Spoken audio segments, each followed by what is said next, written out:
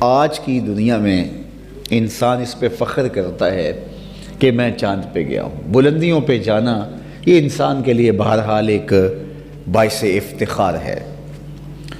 یہ جو چھلانگیں لگاتے ہیں اور اچھلتے ہیں تو اگر کوئی باقیوں کی نسبت تھوڑا سا اونچا اچھل لے تو وہ بھی ناز کرتا ہے کہ میری چھلانگ اونچی ہے، اور جو چھلانگ لمبی لگا لے تو وہ بھی فخر کرتا ہے کہ میری چھلانگ باقیوں کی نسبت سے لمبی ہے۔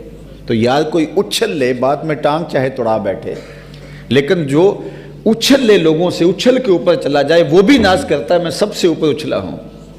تو پھر انسان کی طبع میں یہ چیز رکھی گئی ہے کہ وہ بلندی کو، چاہے مادی بلندی ہو، چاہے فکری بلندی ہو، چاہے اس کی جو ہے وہ مال و دولت کے اعتبار سے عروج ہو، علم و فہم کے اعتبار سے اس کا عروج ہو، منصب داری کے اعتبار سے اس کی بلندی ہو، اس پر انسان فخر کرتا ہے۔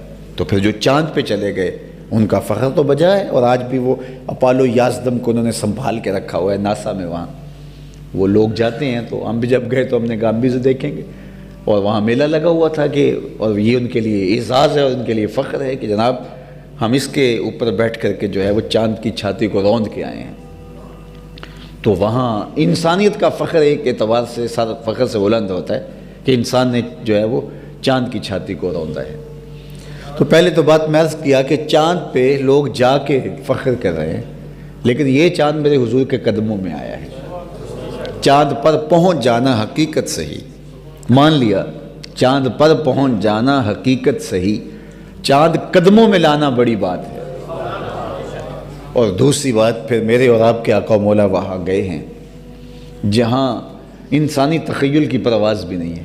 اچھا، بات نتیجے کی طرف میں آپ کے سامنے رکھنا چاہتا ہوں کہ اتنی بلندیوں پہ کروڑوں اربوں روپے خرچ کرنے کے بعد جو لوگ چاند پہ گئے ہیں، واپس پلٹ کے آئے تو فخر و مباحات کیا، پوری دنیا پہ دعوتیں کی، ملک و ملک گھومے، دنیا نے ان کو تکریمات دی، استقبالیہ دیے گئے، اعزاز و تکریم، پروٹوکول، بہت کچھ ملا کہ یہ ہیں وہ لوگ جو چاند پہ گئے تھے۔ اچھا، بات یہ ہے کہ چاند پہ گئے اور اربوں روپے خرچ کیے تو وہاں جا کے انسانیت کے لیے کیا لائے؟ یہ کسی ملک کا فخر ہو سکتا ہے کہ وہ چاند پہ گئے، فخر تو ہو سکتا ہے، کسی فرد کا فخر ہو سکتا ہے کہ وہ چاند پہ ہو کر کے آیا ہے، لیکن بات یہ ہے کہ نتیجہ کیا ہے؟ وہ چاند پہ اگر گیا ہے، مان لیا اس کو، وہ انسانیت کے لیے کیا لے کر آیا ہے؟ فخر کرنا کہ میں چاند سے ہو کے آیا ہوں، یہ ایک اور بات ہے۔ ایک درخت پھلوں سے بھرا ہوا ہو اور ایک آدمی پھل اوپر تک چلا جائے اور واپس خالی دامن ہی آ جائے تو وہ کہے کہ میں درخت سے اوپر سے چڑھ کے آیا ہوں۔ میاں نیچے لوگ بھوک میں تڑپ رہے ہیں، تم درخت کے اوپر تک گئے ہو اور پھلوں سے شاخیں لدی ہوئی ہیں، تو تم ہمارے لیے کیا لے کر آئے؟ وہ کہتا ہے وہ نہیں لا سکا۔ چاند پر گئے تو انسانیت کے لیے کیا لے کر آئے؟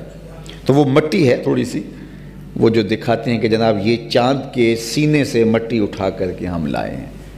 تو مجھے بتائیے کہ زمین پہ مٹی پہلے تھوڑی تھی کہ چاند پہ گئے بھی تو مٹی اٹھا کے لائے، لیکن میرے اور آپ کے آقا و مولا بلندیوں پہ گئے تو امت کی نجات کی ضمانت لے کر آئے،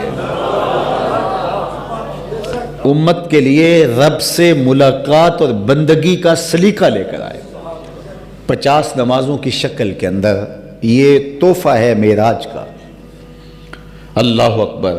سورۃ الفاتحہ، اس کو سبع مثانی اس لیے کہتے ہیں، یہ آیتیں 2 مرتبہ نازل ہوئی ہیں۔ ایک مرتبہ جب حضور گئے تو اس وقت یہ آیتیں لے کر آئے۔